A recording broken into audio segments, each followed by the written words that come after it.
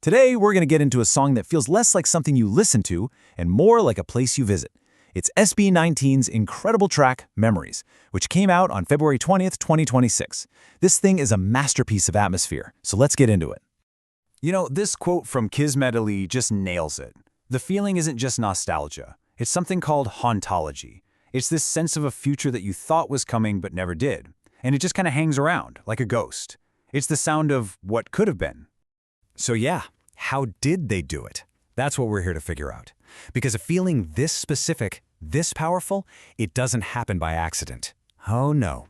This was engineered, piece by piece, to take you somewhere you can't go back to. We are going to deconstruct this thing, break it down to its absolute core components. It's almost like we're going to reverse engineer a dream. We'll look at the music theory, the sound design, the vocals, all the pieces that create this perfect little glitch in time.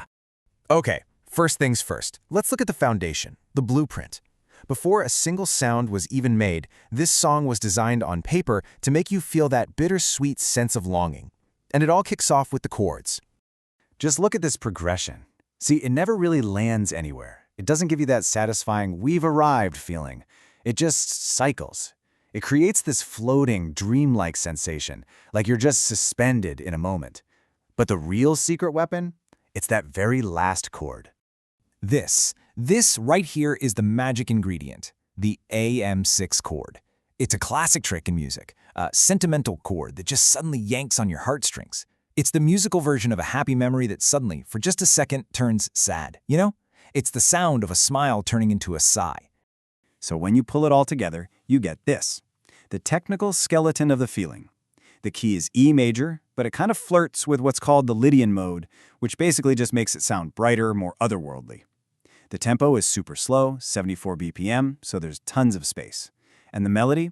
It's sung just a little bit behind the beat, which makes it feel almost reluctant, like it doesn't want to move forward. All right, so we have the blueprint. Now how do you turn that into an actual sonic building? How do you make brand new sounds feel like a faded old photograph?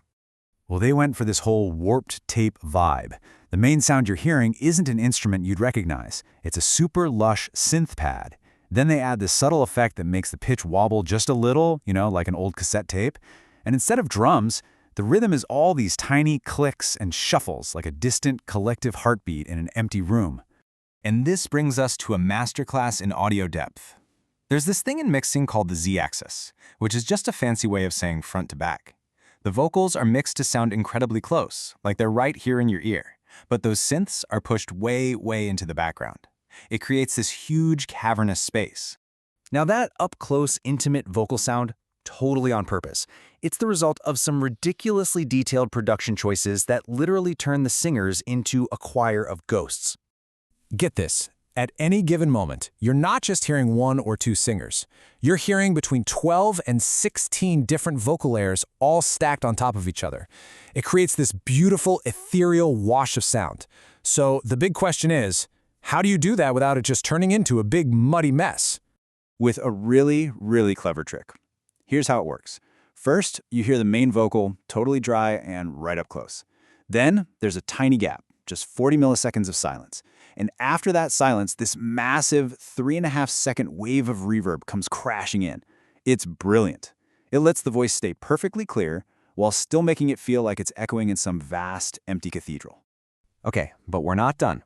There are a couple more secret ingredients that take this whole thing from just being an emotional song to being a genuinely physical experience.